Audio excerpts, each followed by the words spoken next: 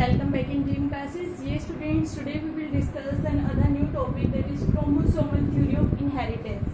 आज का जो हमारा टॉपिक रहेगा चाहे वही हमने लास्ट वीक डिस्कस किया था dihybrid cross, then on the basis of dihybrid cross Mendel given law of independent assortment. Clear students, अब आता है क्रोमोसोमल थ्योरी ऑफ इनहेरिटेंस.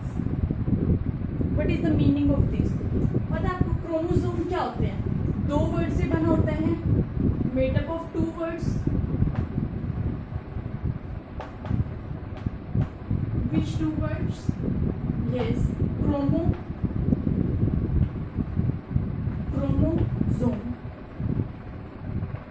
क्या होता है? क्रोमो मतलब होता है कलर, जोम मतलब body. So these are the color body. These are the color body. And why we can see that these are the color body? क्यों कह रहे हैं हम कलर बॉडी?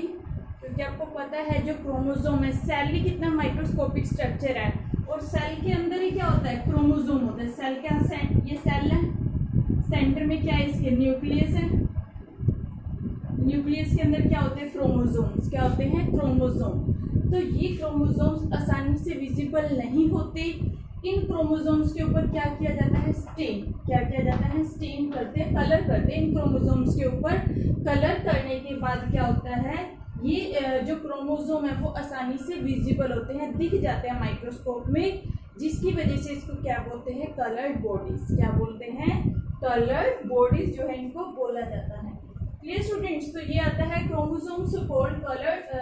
इसीलिए क्रोमोसोम्स को क्या बोलते हैं? Coloured body. क्योंकि जब इनको स्ट्रेन देते हैं ना, कलर देते हैं, तो क्रोमोसोम्स कलर को एब्जॉर्ब कर लेते हैं. क्लियर? क्रोमोसोम जो कलर को एब्जॉर्ब कर लेते हैं, जिससे हम इजीली माइक्रोस्कोप में क्रोमोसोम्स को देख सकते हैं. इसीलिए इसको क्या बोलते हैं? That is called colour bodies. Clear students, अब आ जाता है क्रोमोसोम बना किसका होता है? डीएनए और प्रोटीन का. डीएनए प्लस प्रोटीन का. क्रोमोसोम जो है डीएनए प्रोटीन का बना होता है. और ये देखो, ये क्रोमोसोम है, जैसे होमोलोगस. 2 क्रोमोसोम है, दोनों एक जैसे, इसको बोलते हैं होमोलोगस. जब 2 क्रोमोसोम एक जैसे हो तो उसको बोलते हैं होमोलोगस क्रोमोसोम. क्या बोलते हैं? Homologous chromosome. और इस पे जो साइट होती है ना, देखो ये एक दूसरे के सामने, आमने सामने, इनको बोलते हैं होमोलोगस साइट. क्या बोलते हैं? Homologous site. जैसे क्रोमोसोम पेयर में है, ये दोनों पेयर में है, वैसे ही जो जीन्स होते हैं, एक जीन्स यहाँ होगा, इसका पेयर वाला जीन्स कहाँ होगा? इसके इधर होगा. एक जीन्स इधर है, इसका पेयर वाला जीन्स कहाँ है? यहाँ है. तो ये भी क्या होते हैं? जीन्स भी कैसे होते हैं? हमेशा पेयर्स में. कैसे होते हैं? पेयर्स में. जैसे क्रोमोसोम हमें नंबर 2 मिलते हैं ना, पेयर में मिलते हैं, वैसे जीन्स भी कैसे मिलते हैं? पेयर्स में मिलते हैं. तो ये जो डीएनए होता है, डीएनए के अंदर क्या होते हैं? जीन्स. क्या होती है? जीन्स. क्रोमोसोम बना होता है डीएनए और प्रोटीन का. डीएनए के अंदर क्या होते हैं? जीन्स. और ये वही जीन्स है जो हमारे कैरेक्टर्स को रिस्पॉन्सिबल करते हैं और आगे पेरेंट से नेक्स्ट जनरेशन में ट्रांसफर होते हैं. डिपेंड करता है, अगर जो हमें हेरिडेटेड डिसीज है, कोई डिसीज है, तो वही जीन रिस्पॉन्सिबल है डिसीज के लिए जो पेरेंट से आए हैं. अगर जो फादर का कलर फेयर है, मदर का ब्लैक है, और बेबी जो वो फेयर कलर का हो गया, तो मतलब उसमें कौन से जीन्स आगे डोमिनेट? फादर वाले आगे. अगर जो ब्लैक हो जाता है तो मदर वाले जीन्स डोमिनेट थे. क्लियर स्टूडेंट्स, तो ये जीन्स होते हैं, ये रिस्पॉन्सिबल होते हैं to transfer the trait from one generation to the next generation. अब स्टूडेंट्स, यहाँ हम बात करें chromosomal theory of inheritance. Transfer तो किसका हो रहा है? जीन्स का. लेकिन इधर हम कर रहे हैं inheritance is the process by which transfer of traits from one generation to the next.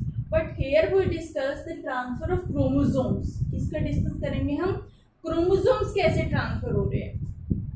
आपको पता है कि हम जीन्स को क्या भी बोलते हैं? These are the discrete units of chromosome. Discrete मतलब सपोज करो एक बहुत बड़ा घर है, बहुत बड़ा घर है, बहुत सारे रूम है, इसमें छोटे छोटे कमरे हैं. तो उन रूम्स को क्या बोलेंगे? छोटी सी यूनिट है, पूरे घर की छोटी छोटी यूनिट्स बनी हुई है. वैसे बहुत बड़ा क्या है? क्रोमोसोम्स है. क्रोमोसोम्स के अंदर बहुत सारे क्या होते हैं, जीन्स होते हैं। क्या होते हैं, जीन्स। तो क्रोमोसोम्स की स्मॉल यूनिट्स को क्या बोला जाता है, जीन्स बोला जाता है। क्या बोला जाता है, जीन्स। क्योंकि क्रोमोसोम तो स्टूडेंट्स कैसा होता है, इस तरीके से होता है chromosome, sorry this is DNA. Chromosome जो होते हैं ये होते हैं, अब इसके ऊपर ऐसे जीन्स लगे होते हैं, यहाँ जीन्स लगे होते हैं, बहुत सारे जीन्स है। तो जीन्स क्या होगा, these are the discrete small unit of the chromosome. ये स्मॉल यूनिट्स होती है क्रोमोसोम्स की। अब स्टूडेंट्स हम डिस्कस करते हैं on the basis of the number of chromosome cells are two types. Chromosomes के नंबर के ऊपर बेस्ड जो सेल्स होते हैं वो दो टाइप की होती हैं। कौन कौन से टाइप की होती हैं, वन इज डिप्लॉयड, पहले भी डिस्कस किया हमने, नंबर ऑफ क्रोमोसोम्स के ऊपर बेस्ड टू टाइप्स की सेल होती है। One is diploid, other is haploid. Diploid जो होता है इसको 2n बोलते हैं, हैप्लॉयड को n बोलते हैं। नंबर ऑफ n क्या होता है, that is the number of chromosome, n is the number of chromosome. Number of chromosome कितने होते हैं, 23। तो डिप्लॉयड में कितने होते हैं टोटल, 46, और इसमें कितने रहते हैं, हाफ रहते हैं। हाफ नंबर ऑफ क्रोमोसोम होते हैं हैप्लॉयड सेल्स में, 23। हमारी बॉडी की जितनी भी नॉर्मल सेल्स होती हैं, जितनी भी नॉर्मल बॉडी सेल्स है वो सारी कैसी है, डिप्लॉयड है। All normal body cells are diploid in nature. और ये जो हैप्लॉयड सेल्स कौन सी होती है, गैमेट्स, जो गैमेट्स बनाती है, जो जर्म सेल्स होती है जो गैमेट्स बना रही है। For example sperm in male, ये क्या होता है, हैप्लॉयड होता है। ओवम जो होता है, फीमेल गैमेट जो होता है वो भी क्या होता है, हैप्लॉयड होता है नेचर में। They consist half number of chromosome, इनके पास हाफ नंबर होता है क्रोमोसोम्स का, मीन्स 23। Clear students. अब आ जाता है, अब अगर जो हम स्टूडेंट्स बात करें कि क्रोमोसोमल थ्योरी ऑफ इनहेरिटेंस को देने से पहले जो है स्टडी की थी मेंडल ने, तो अपने एक्सपेरिमेंट्स दे रखे थे। लेकिन मेंडल आपको पता है फादर ऑफ द जेनेटिक्स, इसने बहुत सारे एक्सपेरिमेंट किए थे पी प्लांट पर। तो मेंडल ने जब अपना एक्सपेरिमेंट्स, इसने सारे एक्सपेरिमेंट्स को पब्लिश कर दिया था 1865 में। 1865 में स्टूडेंट्स मेंडल ने जितने भी एक्सपेरिमेंट थे सारों को पब्लिश कर दिया था। लेकिन 1900 तक भी इसके जो एक्सपेरिमेंट्स थे, इसकी जो डिस्कवरीज थी वो वाइड नहीं हुई, मतलब वो ज़्यादा पॉपुलर नहीं हुई। रीज़न क्या था, बहुत सारे रीज़न थे इसके पीछे, जो हम डिस्कस करेंगे वन बाय वन। जो मेंडल की डिस्कवरी इतनी पॉपुलर नहीं हुई, इतनी वाइड वर्ल्ड वाइड नहीं हुई मेंडल की। और जब पता चला उसकी डिस्कवरी ठीक है, तब क्या कर दिया, मेंडल को एज इसको फादर ऑफ जेनेटिक्स बोला गया। क्लियर, क्योंकि मेंडल ने तो इतनी बड़ी डिस्कवरी की हुई है और इसको क्यों नहीं पब्लिश कर रखा, क्यों नहीं इसको आगे लेके आए हुए वर्ल्ड में। Clear students. तो 1900 में तक जो रीजन था कि क्यों पब्लिश होने के बाद भी मेंडल की डिस्कवरी का पता ही नहीं था लोगों को, तो रीजन क्या था स्टूडेंट्स, पहला रीजन था क्योंकि उस टाइम पे क्या था, इंटरनेट की सुविधा नहीं थी, प्रॉपर फैसिलिटीज नहीं थी, नेटवर्क नहीं था प्रॉपर। तो जिस वजह से क्या था, ट्रांसफर होने में जो उसकी डिस्कवरी थी वो लोगों तक पहुंचने में टाइम लगा। लेस कम्युनिकेशन,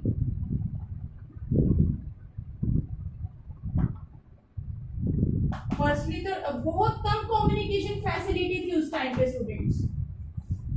सेकंड अगर जो हम बात करें उस टाइम पे क्या था, जो मेंडल था इसने क्या कहा था कि जीन्स जो होते हैं वो स्टेबल होते हैं। स्टेबल का मतलब जीन्स जो होते हैं वो स्टेबल होते हैं। फॉर एग्जाम्पल हमारी एज है, बड़ी हो रही है, पहले बच्चे थे फिर बड़े हो रहे हैं, फिर और बड़े होंगे, देन ओल्ड एज भी आएगी। क्लियर। तो एज के साथ साथ जीन्स के ऊपर कोई इफेक्ट नहीं होता, जीन्स जो होता है वो स्टेबल रहते हैं। क्लियर। लेकिन कुछ साइंटिस्ट ने फिर ये देखा, अगर जो जीन्स स्टेबल है तो वेरिएशन क्यों आ रहा है। अगर जो मदर फादर है, ठीक है, अब आपने देखा होगा इनसे जो बेबी बनता है, मदर फादर से जो बेबी बनता है वो थोड़ा बहुत या तो मदर से मिलता है या फादर से मिलता है। ना बिल्कुल एग्जैक्ट नहीं होता, बिल्कुल मदर जैसा नहीं है, ना बिल्कुल फादर जैसा होता। क्लियर? बिल्कुल एग्जैक्ट तो नहीं होता ना, थोड़ा सा रिजेंबल करेगा कि मदर से रिजेंबल कर सकते हैं, फादर से एग्जैक्ट कॉपी नहीं होता। तो ये किस वजह से होता है? Due to variation. लेकिन मेंडल ने क्या कहा था कि जीन्स तो स्टेबल है, एज सच पेरेंट्स से बेबी में आएंगे, और अगर जो एज सच आते स्टूडेंट्स तो क्या होता, अगर जो एज सच स्टेबल आ जाते तो वेरिएशन ही ना होता।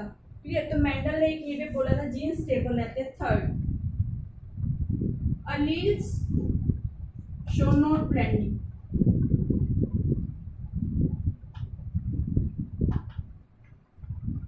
आपने पढ़ा था प्लांट की हाइट की बात की थी, कैपिटल टी टोलनेस बता रहे थे, स्मॉल टी ड्वार्फ बता रहे थे, प्लांट की हाइट को छोटे हैं। अब इससे जो फर्स्ट जनरेशन में प्लांट बने थे वो कैसे थे? सारे टोल थे, कैपिटल टी डोमिनेंट है। उसके बाद जो सेकंड जनरेशन में प्लांट्स बने थे वो कैसे बने थे स्टूडेंट्स? 3:1। 3 प्लांट तो कैसे थे? टोल थे, और एक कैसा था? ड्वार्फ था। क्या इन प्लांट्स के बीच में कोई ऐसा प्लांट बना जिनकी हाइट मीडियम? प्लांट्स कैसे बने थे? या तो वो टोल ही थे प्रॉपर, या वो शॉर्ट ही थे, बीच की हाइट के तो प्लांट्स नहीं बने ना। तो स्टूडेंट इसके पीछे क्या है कि ब्लेंडिंग, मतलब इन्होंने कोई मिक्सिंग शो नहीं की, कोई भी कि जीन्स जब कोई मिक्सिंग शो नहीं करते, एज सच ट्रांसफर हो रहे हैं, क्योंकि टोल वाले टोल ही बने, ड्वार्फ वाले ड्वार्फ ही बने हैं, कोई बीच की हाइट के प्लांट्स नहीं बने। This is called blending. इसको क्या बोला जाता है? Blending. Do not show mixing, मतलब बीच की हाइट वाले प्लांट्स में आके कोई मिक्सिंग नहीं। अब आ जाते हैं स्टूडेंट्स, अगर जो हम बात करें कि और क्या क्या जो है इसने स्टडी किया था,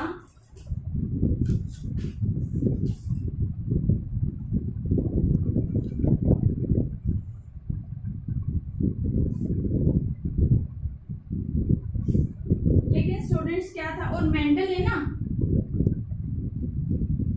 यूज मैथमेटिक्स।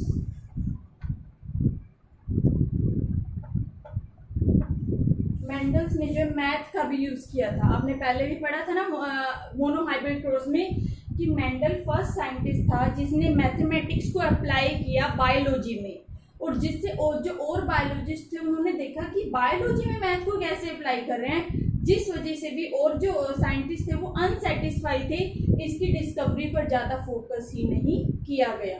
Clear students? तो ये रीजंस थे इसके पीछे कि मेंडल ने क्या बोला था, these are the discrete unit chromosomes. जो जीन्स होते हैं वो डिस्क्रीट यूनिट होती है, स्मॉल यूनिट्स होते हैं क्रोमोसोम्स की। तो ये सब जो उसने बातें कही ना, लेकिन ये एक्सप्लेन भी होगी, प्रूव भी होगी, लेकिन ये चीज इनके ऊपर किसी और जो साइंटिस्ट उन्होंने तो डिस्कवरी नहीं की थी, मेंडल ने डिस्कवरी की थी, लेकिन कुछ ऐसी चीज़ों को देख के जो साइंटिस्ट थे वो इसको प्रेफरेंस नहीं दे रहे थे इस एक्सपेरिमेंट को। फिर क्या हुआ स्टूडेंट्स, कुछ साइंटिस्ट ने, 3 और साइंटिस्ट थे जिन्होंने इसके ऊपर डिस्कवरी की, रीडिस्कवरी की, मेंडल्स के रिजल्ट्स के ऊपर ही रीडिस्कवरी की, दोबारा से डिस्कवरी की कि कैसे जो है क्या ये बात जो मेंडल ने कही है वो सही है, क्या जीन्स जो है वो स्टेबल रहते हैं। क्लियर?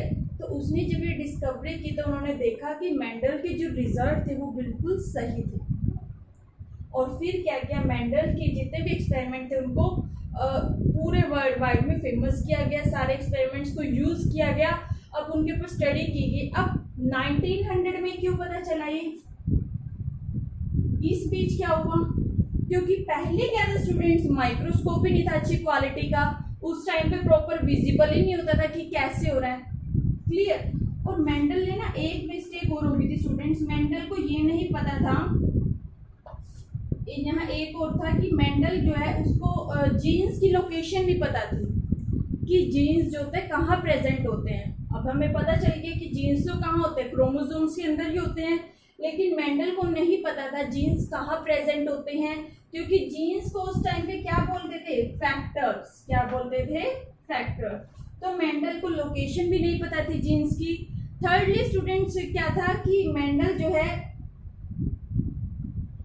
ये भी नहीं पता था उसको जीन्स बने किसके हैं, ना तो उसको ये पता था जीन्स की लोकेशन क्या, ना ही उसको ये पता था कि जीन्स किस चीज के बने हुए हैं, जिस वजह से भी जो मेंडल जो इसकी लॉ थे वो आगे वर्ल्ड वाइड नहीं हुए, फेमस ज़्यादा नहीं हुए।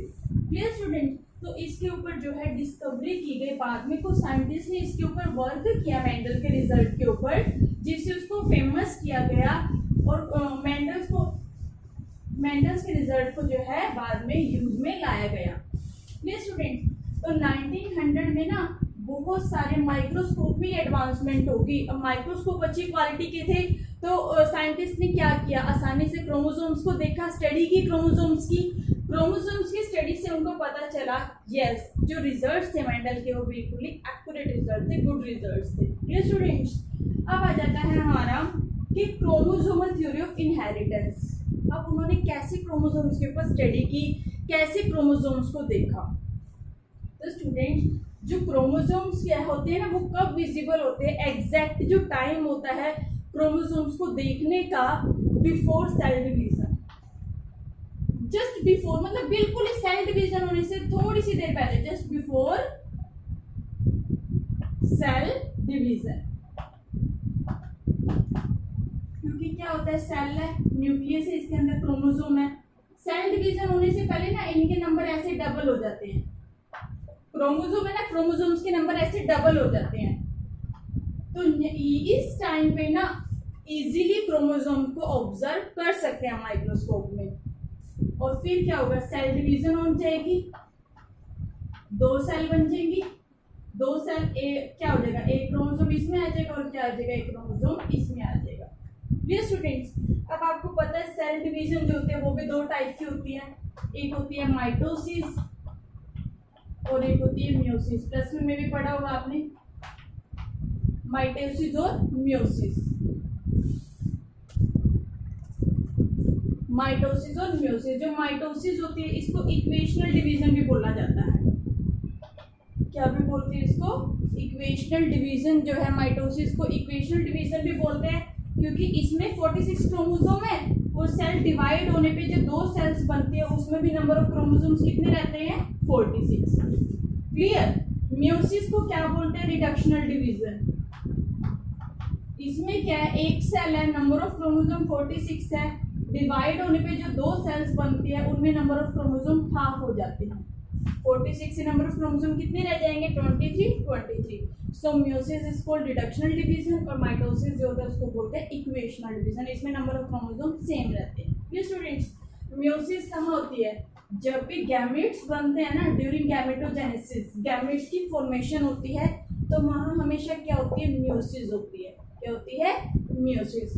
क्या रहते हैं, सेम रहते हैं। ये students, okay students, till then keep revising. जो नेक्स्ट टॉपिक हम करेंगे वो क्रोमोसोमल थ्योरी ऑफ इनहेरिटेंस ही है, उसी के अंदर पार्ट 2 है, जिसको डायग्राम्स की हालत से आप प्रॉपरली अंडरस्टैंड कर सकेंगे। Clear students? Okay, till then keep revising and properly study from your NCERT। Clear? Line to line read करो, समझ आता रहेगा। Okay students, thank you.